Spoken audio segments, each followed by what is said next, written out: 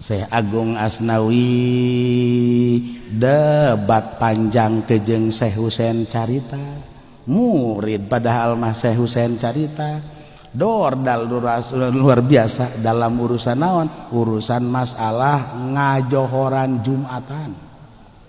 Ayo ngajohoran Jumatan, Syekh Husein Carita tengah wajibkeun ngajohoran sabada dina Jumatan. Syekh Agung Asnawi ngawajibkeun kana ngajohoran ieu teh ya sabadana Jumatan. Dordar luar biasa, murid jeung guru ari marake argumen mah eueuh masalah.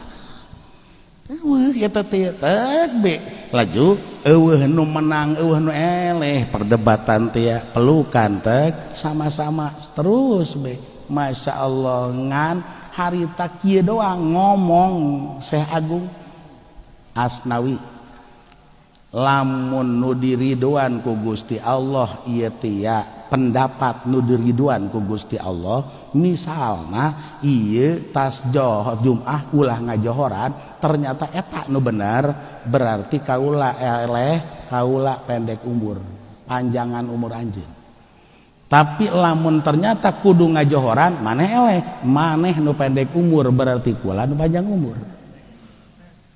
Hayo pelukan didinya, masya Allah pan kuara. Maka muriang Syekh Husein Carita sanggeusna muriang teh geus dibere alamat bahwa muriangna pi maoteun, berarti pi eleheun.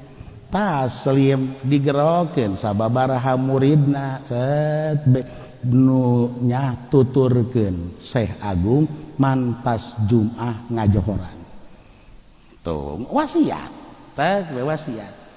He, ieu kan perdebatan berarti antara murid jeung guru atuh masalah tinya teh seuk be make ilmiah.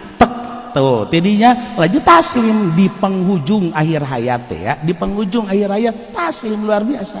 Maka salah satu nu diwasiatan ku Syekh Husein teh ya, ieu lah Kiai Dahlan Tanjaka.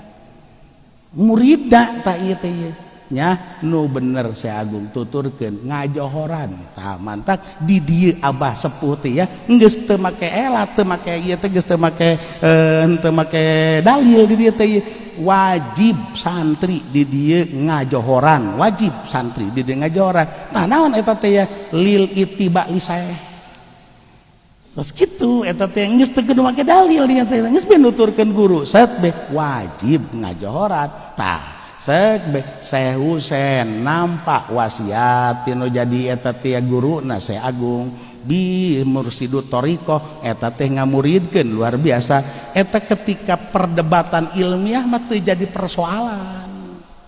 Masya Allah, hei lain saeutik kadenge ku ceulik kaula aya jelema nu ngamanbuzkeun maktub bahwa silsilah thariqah di jalur Syekh Husein Carita ieu termasuk maktub lantaran aya perdebatan dalam urusan eta. Ngaji deui sia bakal. Hayo ngaji deui sia eta. Atuh teu lah, teu jadi persoalan. Kos kitu teh tuh deuleu nu penting pakai dalil luar biasa. Imam Syafi'i jeung Imam Maliki murid jeung guru, Imam Syafi'i jeung Imam Sufyan Tsauri murid jeung guru, teu jadi bermasalah.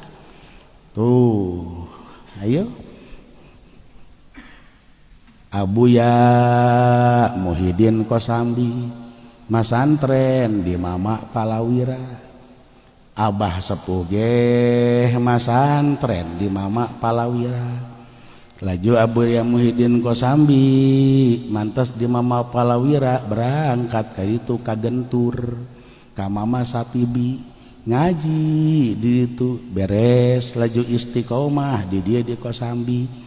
Kemudian Abah sepuh di itu teh di Mama Pasekong Mama Palawira digerokeun ku Mama hop tuturkeun nya tuh Ki Muhyiddin Kosambi itu ngajontrotan sianya atuh berangkat abah teh ngamimitian mondok jadi murid berarti kan tah eta tatena barengan reuwih kolot eta teh set atuh ditu lejana di Kosambi ngaji tuh geus berarti abah sepuh ngaguru ka Kiai Muhyiddin Kosambi paling kebal ulah dikira mondok di Kosambi teh paling kebal leuwih ti 7 tahun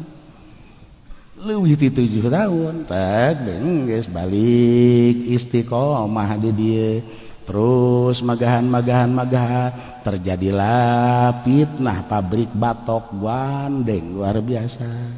Nah maka di dia abah sepuh make sapeker tuh dipanggil ku guruna ngadu debat secara ilmiah masalah set be maka heulan ieu eueuh nu eleh eueuh nu menang pelukan tek be tuh geus teu kumaha ku guruna teh dicarekan teruskeun sia mah dimniati tah maka dina mana-mana haul di dieu teh Kiai Muhyiddin Kosambi jeung keluargana datang ka dieu poe Sabtu set be asal datang be tah guru teh tek be abah teu make sendal-sendal acan tek be lulumpatan ngomong ka santri awas ulah aya anu ajan di masjid make sapeker ulah kunaon adab ka guru tuh tah laju guruna aja datang ka dieu kunaon anu mentek can pernah teu datang Abuya Muhyiddin teh ka dieu berarti kan ieu lamun murid dikutuk moal datang berarti kan ayo teh teu hayang aing eta teh lantaran sia make sapeker tah ya teh guruna datang ka dieu abahna datang ka ditu henteu jadi fitnah saeutik-eutik acan henteu naon nu jadi fitnah kiai nu teu nyahona naon babaturan anu teu nyaho jero-jerona eta nu nyen fitnah tuh teh ben akhirna kan mana nu manbuz gitu kan tuh iya nu itu nu ngomongkeun si Dimyati eta tunggu nuturkeun guruna eta teh bakalna anu si eta heh malah nyana nu ngomong teh kunaon marake nafsu nu itu mah ari abah mah di dieu jeung guruna jeung abah jeung Abuya Muhyiddin teu make nafsu atuh jojong-jojong bae karena ieu kabeh mah rarake ilmu eueuh masalah Masya Allah.